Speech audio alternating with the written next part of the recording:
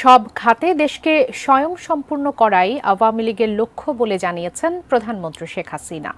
সকালে প্রাণী সম্পদ সেবা সপ্তাহ ও প্রদর্শনীর উদ্বোধনী অনুষ্ঠানে তিনি বলেন, দেশে এখন মাছ ভাত বা ডাল ভাতের অভাব নেই।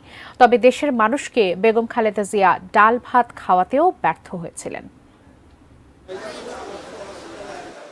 ২০০৯ সালের তুলনায় গেল ১৫ বছরে দেশের মাংস উৎপাদন বেড়েছে প্রায় ৭ গুণ। একইভাবে দুধের উৎপাদন বেড়েছে ৬ গুণ ও ডিমের উৎপাদন বেড়েছে ৪ গুণ। প্রাণী সম্পদ খাতে দেশ এখন স্বয়ংসম্পূর্ণ।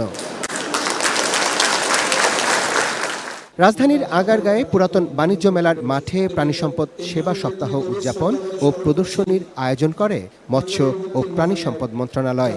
এর উদ্বোধনী ভাষণে প্রধানমন্ত্রী বলেন, আমদানি করে ব্যবসা করাই ছিল বিএনপির চিন্তা, আর আওয়ামী লীগ সব খাতেই দেশকে স্বয়ংসম্পূর্ণ করছে। ২০০১ সালে বিএনপি সরকার এসেই মনে হলো যেন যে পদক্ষেপগুলি নিয়েছে সেগুলোর উপরেই যেন তাদের হামলা। অনেকের পোলট্রি ফার্মে বোমা মেরেছে, বোমা মেরে মুরগি মেরে ফেলে দিয়েছে, খামারের থেকে গরুগুলি নিয়ে কেটে খেয়ে ফেলেছে, গাছগুলি পেঁপে গাছ থেকে শুরু করে যেমন ফলের গাছগুলি কেটে ফেলে দিয়েছে। যেখানেই আমাদের আওয়ামী লীগের নেতৃবৃন্দ ছিল প্রত্যেকে এইভাবে তারা ক্ষতিগ্রস্ত করার চেষ্টা করেছে। তারা এটা হিসাব করেনি যে দেশের জন্য কত ক্ষতি হবে, সে চিন্তা তাদের মাথায় ছিল না। তারা আমদানি করবে, ব্যবসা করবে, ওই দিকে তাদের চিন্তা। আর আমাদের হচ্ছে আমরা আমাদের নিজেদের পায়ে নিজেরা দাঁড়াবো। বেগম জিয়ার ডাল ভাত কর্মসূচিরও উদাহরণ টানেন আওয়ামী লীগ সভাপতি।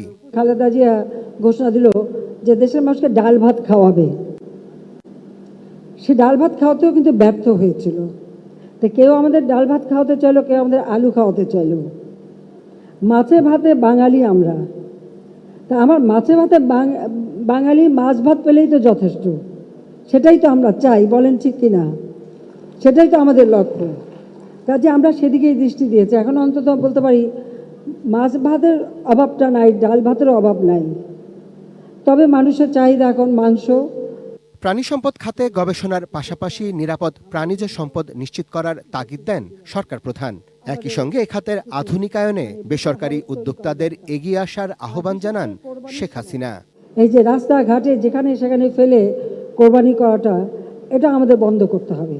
তার জন্য সুনির্দিষ্ট জায়গা থাকতে হবে এবং যার যার কোরবানি সে সেটা চিহ্নিত থাকবে, সে সেটা নিয়ে যাবে। কিন্তু সেইভাবে আমাদেরকে ব্যবহার করতে হবে। পশু পাখি প্রাণীর খাদ্য সেটাও যেন নিরাপদ খাদ্য হয়, কারণ এই খাদ্য মানুষের শরীরে যেন কোনো ক্ষতি না করে, সেদিকেও দৃষ্টি দিতে হবে।